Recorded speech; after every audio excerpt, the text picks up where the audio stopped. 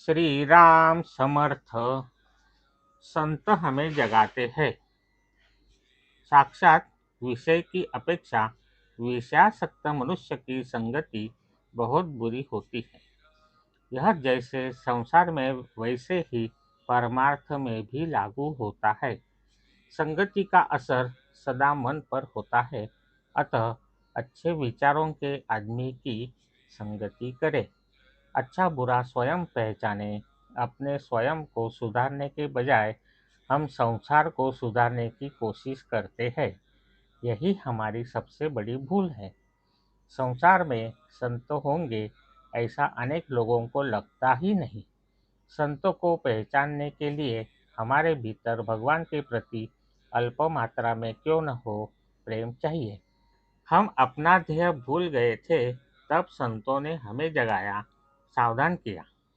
जब हम गलत राह पर चल रहे थे, तब संतों ने हमसे तू रास्ता भूल गया है यह कहकर हमें जागरूक किया।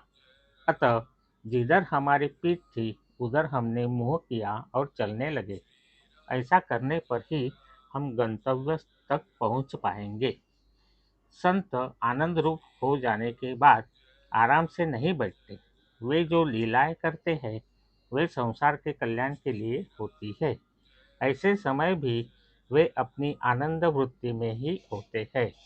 वे आराम से बैठे हैं ऐसा दिखाई देता है, तब भी वे संसार का कल्याण करते रहते हैं।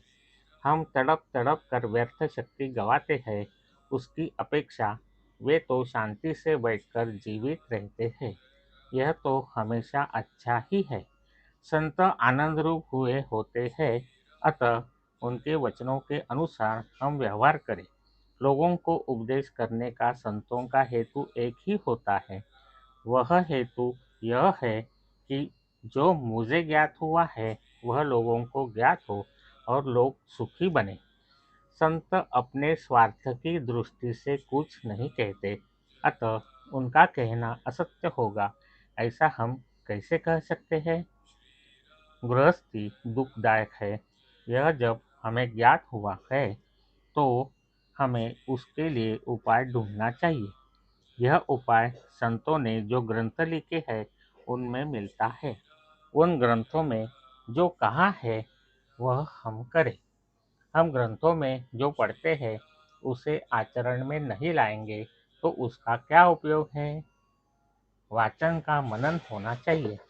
साधना और वाचन साथ साथ चलने चाहिए। जिन संतों के ग्रंथ हम पढ़ते हैं उनकी कृपा के बिना ग्रंथों का अर्थ समझ नहीं पाएंगे। जिस पर उनकी कृपा है उसे विद्वान न होते हुए उन ग्रंथों का सही अर्थ सहजता से समझेगा। विद्वान कल्पना के आधार से सत्य स्वरूप का वर्णन करता है, लेकिन संत निश्चय ही और अनुभव से सत्य स्वरूप कहते हैं। आज का बोध वचन। संतों की आज्ञा का पालन संत सेवा ही है। जय श्री राम। जानकी जीवन स्मरण। जय जय राम।